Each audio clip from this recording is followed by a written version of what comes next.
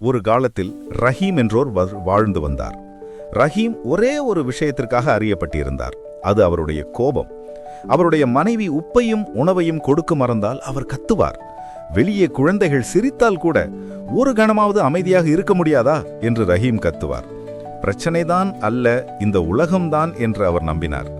அவருடைய மனைவி அமீனா மென்மையாக, ரஹீம், ஏன் சின்ன சின்ன விஷயங்கள் உன்னை இவ்வளவு கோபப்படுத்துகின்றன என்று கேட்டார். ரஹீம் கோபத்தில் கொதித்தெழுந்தார்.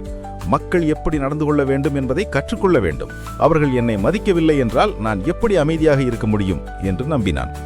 தனது அமைதியை கட்டுப்படுத்தும் அதிகாரத்தை அனைவருக்கும் கொடுத்து கொண்டிருக்கிறோம் என்பதை அவன் ஒருபோதும் உணரவில்லை. ஒரு நாள் ஒரு துறவி கிராமத்திற்கு வந்தார். அவர் எளிமையான ஆடை அணிந்து அமைதியாக காணப்பட்டார். அவர் கிணற்றருகே இருந்த ஒரு ஆலமரத்தின் கீழ் அமர்ந்தார். மக்கள் அவர் குறைவாக பேசுவார், ஆனால் அவரது வார்த்தைகள் இதயத்தை தொடும் என்று கூறுவார்கள். ஒரு மதிய வேளையில் அமீனா, ரஹீம், போய் அந்த துறவியை சந்தி, ஒருவேளை அவர் உனக்கு உதவக்கூடும் என்றாள். ரஹீம் சிரித்துக்கொண்டே, அவர் என்னை போல முட்டாள்களிடம் பழகுவதில்லை என்றான். ஆனால் அடுத்த நாள் ரஹீம் தனது வயலில் வேலை செய்து கொண்டிருந்த போது பக்கத்து வீட்டு பையன் தற்செயலாக அவனது கருவிகளில் ஒன்றை உடைத்து விட்டான். ரஹீம் தன் கட்டுப்பாட்டை இழந்து சத்தமாக கத்தினான். பறவைகள் கூட பறந்து சென்றன. அந்த பையன் அழுது கொண்டே வீட்டிற்கு ஓடினான். அன்று மாலை ரஹீம் தனியாக அமர்ந்து, கத்திய பிறகு நான் ஏன் எப்போதும் மோசமாக உணர்கிறேன் என்று அவன் யோசித்தான். மறுநாள் சூரிய உதயத்திற்கு முன் அவன் அந்த ஆலமரத்தை நோக்கி நடந்தான். அந்த துறவி கண்களை மூடியபடி அமைதியாக அமர்ந்திருந்தார். ரஹீம், துறவியே, நான் சோர்வாக இருக்கிறேன். மக்கள் எனக்கு கோபத்தை உண்டாக்குகிறார்கள். என்னால் என்னை கட்டுப்படுத்திக் கொள்ள முடியவில்லை என்றான் ரஹீம். துறவி தன் கண்களை திறந்து மென்மையாக புன்னகைத்து, யாராவது உனக்கு கோபத்தை உண்டாக்கும் போது அது எவ்வளவு நேரம் நீடிக்கும்? ரஹீம், சில நேரங்களில் 1 மணி நேரம், சில நேரங்களில் முழு நாள் முழுவதும் என்றான். கோபம் தணிந்த பிறகு நீ எப்படி உணர்வாய்? ரஹீம் பெருமூச்சு விட்டான். வெறுமையாக, சோகமாக, சோர்வாக. துறவி தலையசைத்தார். சரியாகச் சொன்னாய். ஏனென்றால் கோபம் அது யாருக்கு எதிராக காட்டப்படுகிறதோ அவரை அல்ல, அதை வைத்திருப்பவரையே எரிக்கிறது. அவர் ஒரு கோப்பை தண்ணீரை ரஹீமிடம் கொடுத்தார். இந்த தண்ணீர் இப்போது அமைதியாக இருக்கிறது. ஆனால் நீ அதை குலுக்கினால் உன்னால் உன் பிம்பத்தை பார்க்க முடியாது. உன் மனதிற்கும் அதுவேதான் நடக்கிறது. அது கலக்கமடையும் போது உன்னால் உண்மையை பார்க்க முடியாது. ரஹீம் முகம் சுளித்தான். அப்படியானால் மக்கள் என்னை அவமதிக்கும் போது நான் அமைதியாக இருக்க வேண்டுமா என்று கேட்டான். துறவி புன்னகைத்தார். இல்லை, எதிர்வினையாற்றாமல் பதிலளிக்க கற்றுக்கொள்.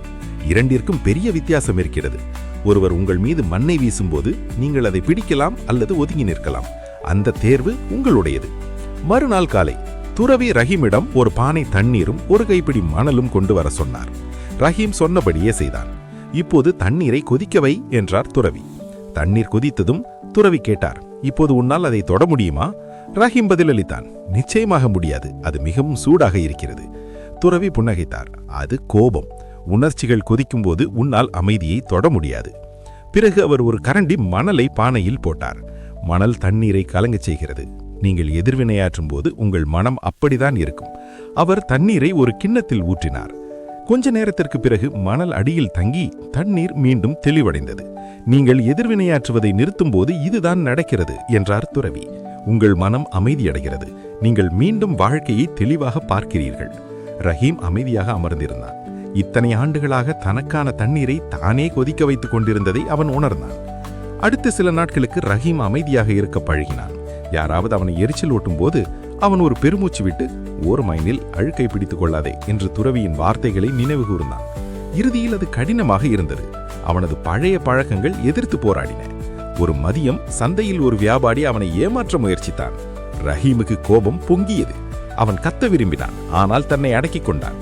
அவன் மெதுவாக மூச்சு விட்டு, எனக்கு தேவையானதை நேர்மையான ஒருவரிடம் இருந்து வாங்கிக் கொள்வேன் என்று அங்கிருந்து நடந்து சென்றான். அந்த வியாபாரி அதிர்ச்சி அடைந்தார். முதல் முறையாக ரஹீம் அமைதியை உணர்ந்தான். அன்று ஞாயிற்று முழுவதும் அவன் குழந்தையைப் போல உறங்கினான். ஒரு நாள் காலை ரஹீம் கிராமத்தின் வழியாக நடந்து போகும்போது சில மக்கள் அவனை கேலி செய்தனர். பாருங்கள், கோபக்காரன் ஒரு துறவியாகிவிட்டான் என்று அவர்கள் சிரித்தனர். ரஹீமுக்கு மீண்டும் கோபம் பொங்கியது. ஆனால் அப்போது அவனுக்கு துறவியின் வார்த்தைகள் நினைவில் வந்தது. நீ எதிர்வினையாற்றும் போது உன் சக்தியை இழக்கிறாய். ரஹீம் கோபத்தை விட்டுவிட்டு புன்னகைத்து, நீங்கள் சொல்வது சரிதான், நான் முன்பு போல இல்லை, மாறிவிட்டேன். யாராவது குடிக்க விஷம் கொடுத்தால் அதை குடிக்க வேண்டியதில்லை என்று சொன்னான். அந்த கூட்டம் அமைதியானது. ரஹீம் மன நிம்மதியுடன் அங்கிருந்து வெளியேறினான். வாரங்கள் பல கடந்தன. ரஹீமின் மனைவி இந்த மாற்றத்தை கவனித்தார். அவன் குழந்தைகளை கத்துவதில்லை. அவன் அதிகமாக புன்னகைத்தான். ஒரு நாள் காலை ரஹீம் அந்த ஆலமரத்தை நோக்கி திரும்பினான். அவன் தலை வணங்கி, குருவே, நான் ஒரு மதிப்புமிக்க விஷயத்தை கற்றுக்கொண்டேன். மக்கள் எனக்கு கோபத்தை உண்டாக்குவதில்லை, அது என் மனம்தான். இப்போது நான் புரிந்து கொண்டேன். வலிக்கு பதிலாக என்னால் அமைதியை தேர்ந்தெடுக்க முடியும் என்றான் ரஹீம். துறவி புன்னகைத்தார். நீ நன்றாக கற்றுக்கொண்டாய் ரஹீம். வாழ்க்கை உன்னை எப்போதும் சோதிக்கும். ஆனால் ஒவ்வொரு முறையும் நீ அமைதியாக இருக்கும்போது நீ உள்ளுக்குள் சக்தி பெறுகிறாய். ரஹீம், மக்கள் என்னை சோதிப்பது எப்போதாவது நிறுத்துவார்களா என்று கேட்டான். துறவி மென்மையாக சிரித்தார். புயல் நீயதனிடம் நதனிடம் இருந்து ஓடுவதில்லை என்பதை கண்டதும் அது உங்களை துரத்துவதை நிறுத்திவிடும். ஆண்டுகள் கடந்தன. ரஹீம் கிராமத்தின் மிக அமைதியான மனிதராக அறியப்பட்டார்.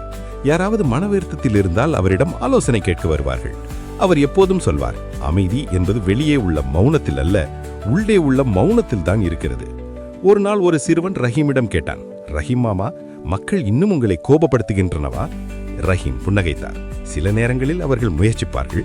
ஆனால் நீங்கள் எதிர்வினையாற்றுவதை நிறுத்திவிட்டால் அவர்களின் சக்தி மறைந்துவிடும். உங்களால் காற்றை கட்டுப்படுத்த முடியாது, ஆனால் படகோட கற்றுக்கொள்ளலாம்.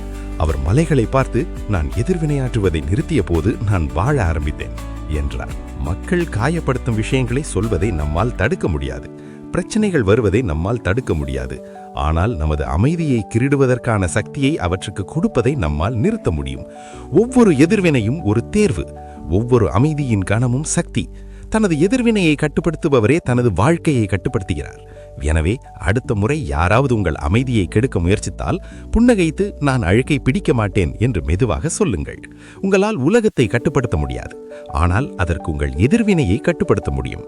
உண்மையான வலிமை என்பது பதிலுக்கு கத்துவதல்ல, உலகம் உங்களை அசைக்க முயலும் போது அமைதியாக இருப்பதுதான் அது. இந்த கதை உங்கள் இதயத்தை தொட்டிருந்தால் அமைதி, வலிமை மற்றும் வளர்ச்சியை ஊக்குவிக்கும் மேலும் பல கதைகளுக்காக சப்ஸ்கிரைப் செய்ய மறக்காதீர்கள். ஏனென்றால் இங்கிருக்கும் ஒவ்வொரு கதையும் உங்களை நீங்களே ஒரு சிறந்த மனிதராக மாற்றிக்கொள்ள உதவுகிறது.